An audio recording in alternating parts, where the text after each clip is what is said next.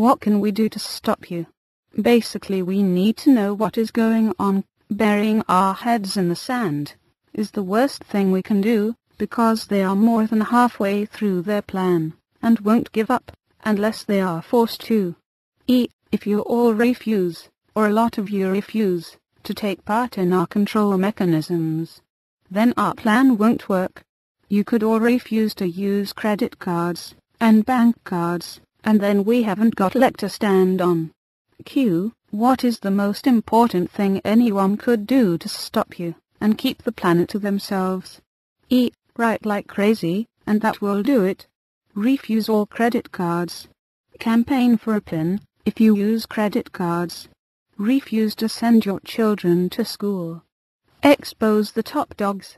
Refuse to vote for any president whatsoever, because it will always mean we're in control. Take all your money out of the bank, and put it in a safe deposit box. Expose us basically, and then we won't hang around.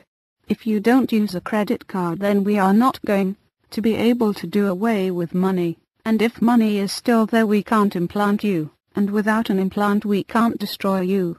Right now there's still money around, but when we need to withdraw money, then you need to prevent us doing that by not wanting it, and the way to do that is not use credit cards.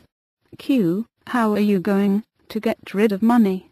It will seem more sensible to have everything on card. Why? It's going that way already. It's so easy to use a card, why bother with money? There'll still be checks or a card. The protests/riots need to be when we propose getting rid of money, because once we've done that, we'll roll. More and more stuff is on cards will simplify things. What will children use? These children will have cards to their parents, with a spending limit on it. At the till there won't be any checks, it will all be on card. The shops will not accept anything but cards soon. Why? Because it's easier. We have to remove money in gradual stages, so it's harder to use.